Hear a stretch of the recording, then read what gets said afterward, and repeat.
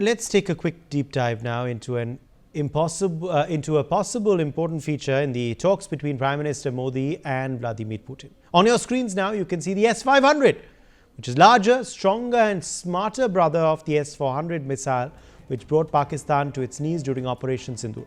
India has its eyes on acquiring this defense system and air shield. Welcome to another episode of Deep Dive, brought to you by NewsX. I'm Adar Pratap Singh. We're today taking a deeper look at this marvelous air shield, the S500.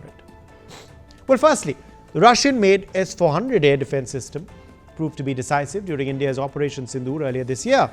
The Indian Air Force hailed the S400, which is a cutting-edge surface-to-air missile platform, as a game-changer in the three-day confrontation.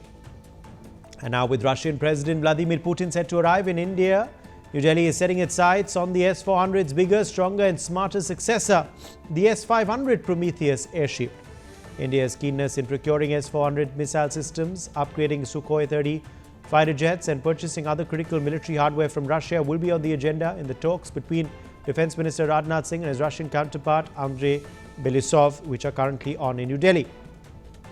The S-500 Prometheus is Russia's latest next-generation air and missile defense system designed to defeat a wide spectrum of advanced threats, from stealth aircraft and drones to ballistic missiles, hypersonic glide vehicles and even select low Earth orbit objects. Developed by Almaz Ante, the S-500 represents a significant leap forward from the S-400, expanding air defense into the near space layer. With an interception range of roughly 500 to 600 kilometers and a strike altitude of 180 to 200 kilometers, it functions as a strategic national-level shield rather than a conventional battlefield system. The S-500 is not just an improved S-400, it represents a qualitative leap in what air defense systems can do. It is designed to defend not only high-altitude airspace but also the near space layer. This is not the case, though, with the S-400. The S-500 can engage faster, higher flying threats, including long-range ballistic missiles, hypersonic glide vehicles and even select low Earth orbit objects. The S-500 can intercept threats at a range of roughly 500 to 600 kilometers and engage targets at altitudes of 180 to 200 kilometers, reaching deep into the near space layer.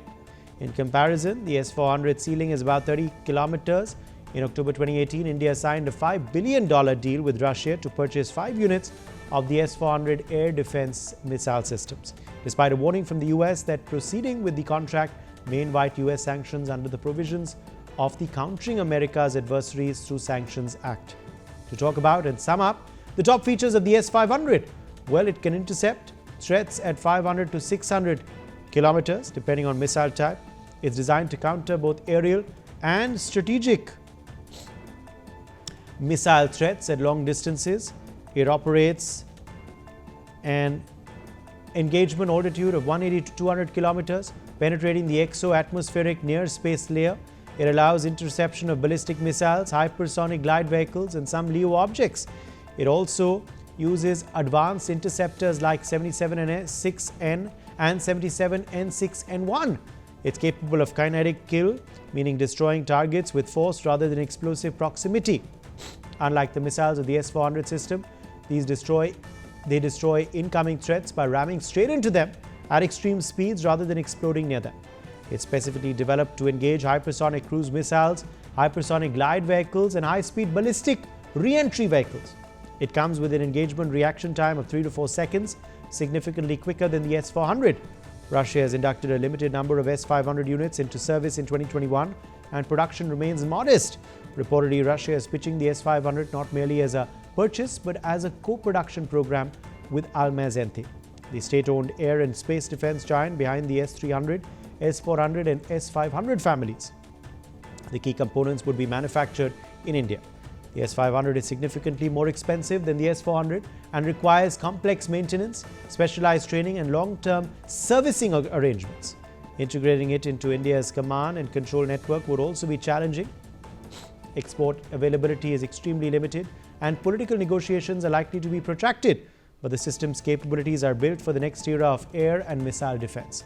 Backing these missiles is a new generation of radars built on gallium nitride technology. Simply put, these radars have longer range, quicker tracking and far better jamming resistance than those in the S-400.